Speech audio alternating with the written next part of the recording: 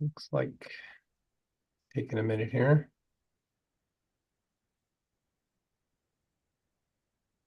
Okay, all right, that's all up and running. Great. Okay, well, let's get started. This is docket 1595 WR 101, the application of the city of Delafield for authority to adjust water rates. My name is Michael Newmark, the administrative law judge for the PSC. Oh, someone's joining us. There's Amy. Okay. Take a beat here. It's city. I put village. Someone, one of you people.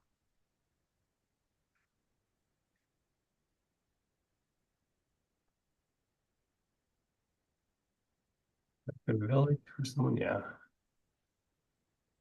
Just your name.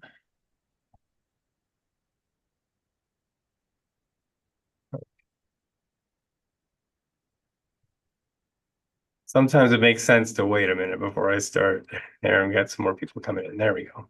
All right. Where was I? So we're here to create the record today.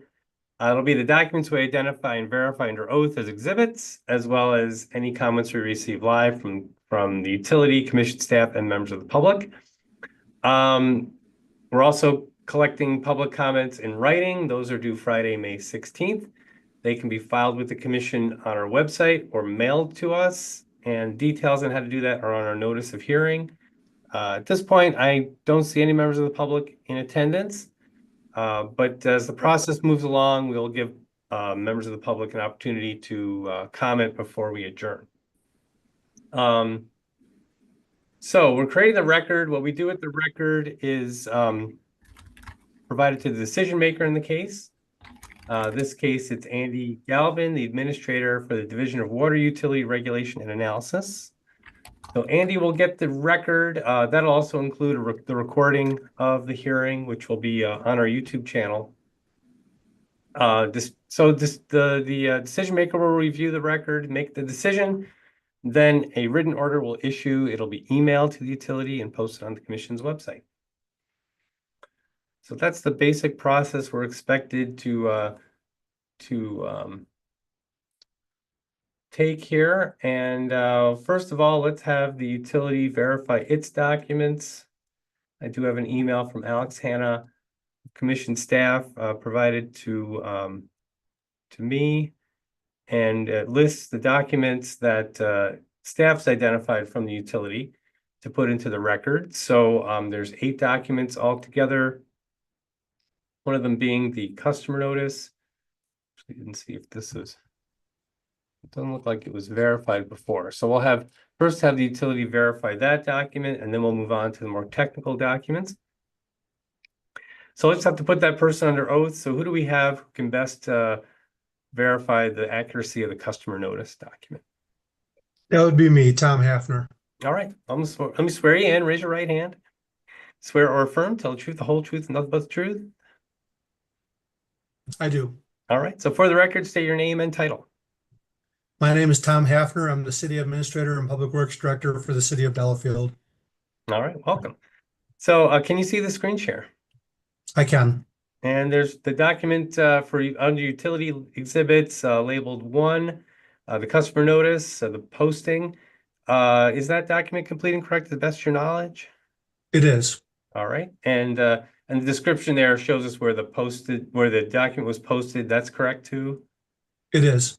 All right, that's fine. So we have the more technical documents also on the list. Would you be able to verify those? The next couple I think will be Johnson Block, Kevin Krasinski. Okay. Yeah, I was thinking we would do Johnson Block would be doing 2 and 4, and I think the rest of the documents, which would be 3, 5, 6, 7, 8, would be from probably the city, which would probably be Tom. Okay. All right. Does that sound okay, Tom? We can have you verify the remaining documents. Absolutely. 3, 5, 6, 7, and 8. All Yep. right. So you see those on the screen share? I do. Are those complete and correct to the best of your knowledge? They are. All right. So I'll give you an opportunity to give us any comments, your opinion on the case, anything you want the decision maker to know at this time. Yeah, just 2 comments that I have. First of all, based on information we've exchanged with Kathy Butzloff over the next couple of days. Schedule number AM-1, the utility no longer needs or wants that tariff. And then just the other thing I want to mention is as part of this rate case, there were 3 past construction projects determined to be unauthorized construction and excluded from the proposed revenue requirement. The city is willing to go along with that for now, but we do intend to work with the PSC in the future to readdress that, hopefully get those included as appropriate construction, and then possibly come back for a new rate case in a year or two. Okay. All right, so we'll move on to documents 4 and no, 2 and 4. Right, there we go. I remember it. There you go. All right, so we'll swear in Kevin Krasinski. Raise your right hand. Do you swear or affirm, tell the truth, the whole truth, nothing but the truth? I do. All right, I know who you are, but just give us your name and title for the record, please. Kevin Krasinski, partner with Johnson Block, utilities auditor and consultant. Perfect. All right, so can you see on the screen share documents number 2 and 4? Yes. Are they complete and correct to the best of your knowledge? Yes. And do you have any comments? No. All right. And I think there's some other people. Yes, there's people from the city. Anyone else from the city or representing the city wish to make a comment? No? All right. So we'll move on to commission staff. Start with revenue requirement. I believe that's Kathleen Butzloff. I'll swear you in. And, there you go. I'll unmute you. Do you swear or affirm, tell the truth, the whole truth, nothing but the truth? I do. All right. And we have, let's see. So I'm assuming you're going to do revenue requirement, the CRC outreach letters, and exhibit Butzloff 1. Is that correct? Yes. So are those documents complete and correct to the best of your knowledge? Yes, they are. And do you have any comments? I do have a couple comments. Okay, go ahead. My first comment would be, like many of the rate cases, there were accounting adjustments and reporting adjustments that we requested the utility to make and file an amended annual report. And the utility revised the last few things and filed that report this morning. So that has been taken care of. So I appreciate that. And my second comment is the utility can certainly correct me if I misstate anything, but I just want to explain what happened with document 8 from the utility. The utility filed their summary of investigation of possible back bills and said that, and I'm reading from it, they measure water that does not go into the sanitary sewer, and the meters were properly billed to customers on their sewer bill. And I exchanged some emails with the utility in the last couple days verifying that. And the utility did check some of their records, and at least the most recent ones that they were able to check prior today, they confirmed that the sewer department did own those meters. And the last adjustment in the annual report now shows on the meter page, no longer water utility ownership. So they were removed from the water utility schedule.